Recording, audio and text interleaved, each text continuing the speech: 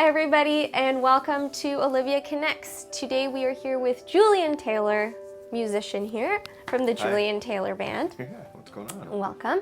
If you guys are new to the channel, hit that subscribe button. And if you guys do tune in weekly, thank you so much. It is appreciated. So Julian here is a singer, lead singer of the band, as well as a writer. You are quite the talented man. Thank you very kindly. He's known as being versatile, a chameleon. You guys have gone through so many name changes. In 2010, they started out as a trio. We did, yes. And now there are 4 of you, if I'm correct? Sometimes there's up to 10 of us. Oh, wow. Yeah, like we have a horn section, and usually we're on the road with 6 or 8, but sometimes we have 10.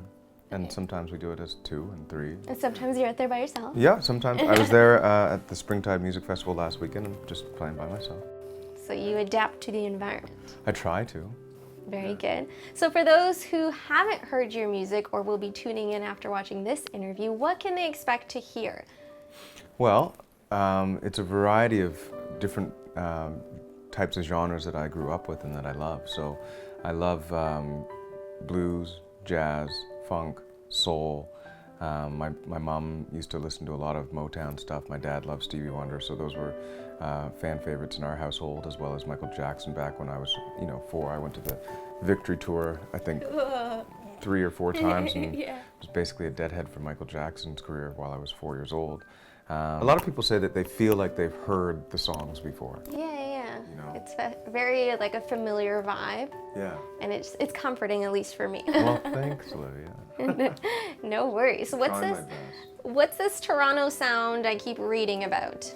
I believe that that's something that came to fruition just because of what we do and because the city is such a multicultural place.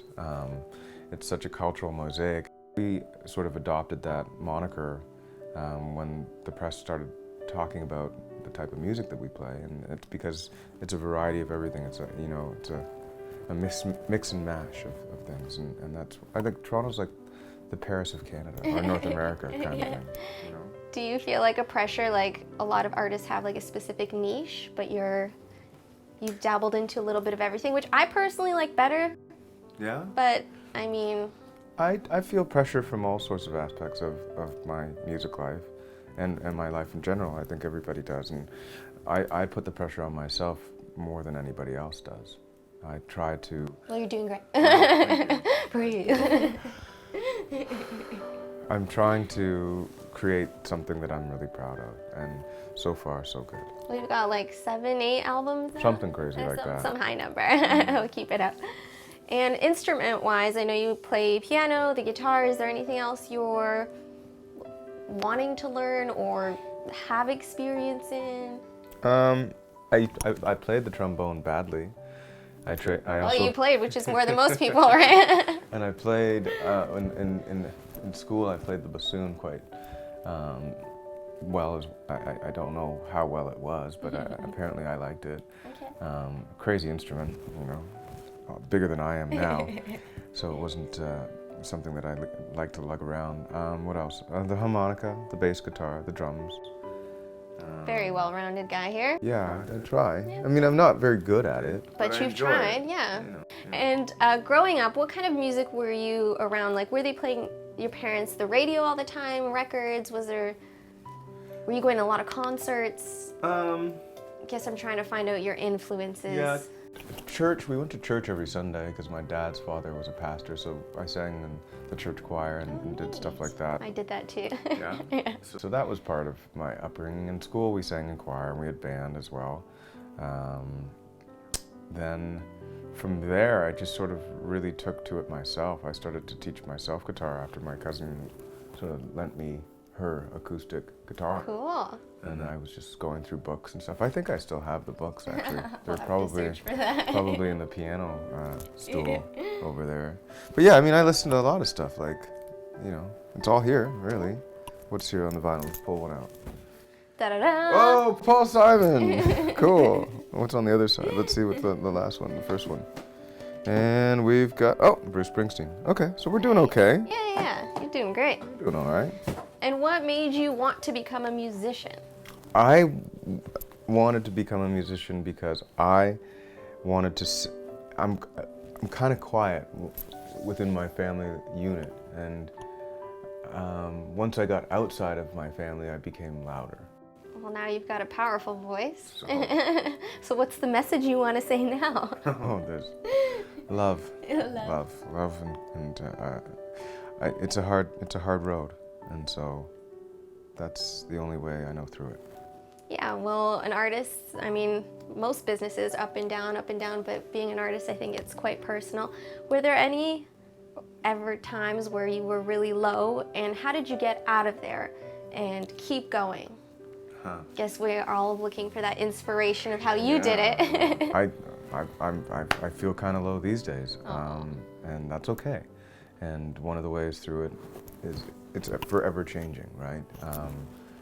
And at this point in time, I like to go for long walks. And it's great that it's nice outside, and you know, I like to meditate daily, and I'm trying to just, you know, breathe. Yeah. You know. Well, that's all you can do, right? Yeah. And what's it like performing live versus, say, a studio? Do you have a preference? I like performing live because of the feedback and the shared inspirational experience that you get from being in front of people and them seeing you. I mean, it's something that you can't really download, right? Yeah, exactly. But there's so much pressure too, no? Like, there's a lot of pressure both ways. You screw up and it's so many people are there. My old music teacher told me if I screwed up, then screw up exactly the same way again, and nobody will notice. Exactly. That's a good way to put it. So I do.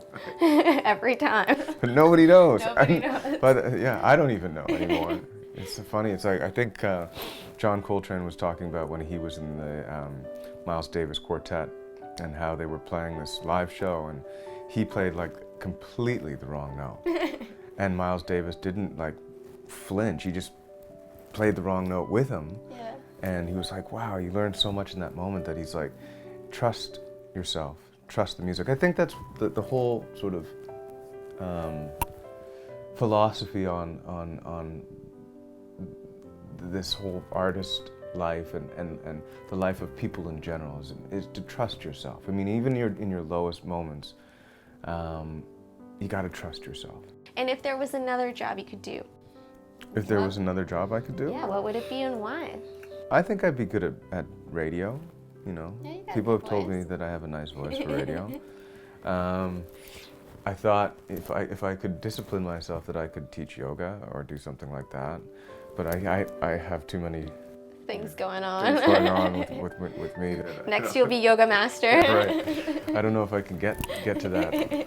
At least at this stage in my life. I'm still working on myself. Go, and instead you're a professional musician, right. which isn't or a Bob Marley shabby. impersonator. What do you think? Yeah, you could do that. Well, thanks for chatting with us. Thanks, Olivia. Thanks, guys, for watching. Like, subscribe, and we will see you next Tuesday. Perfect. La, da,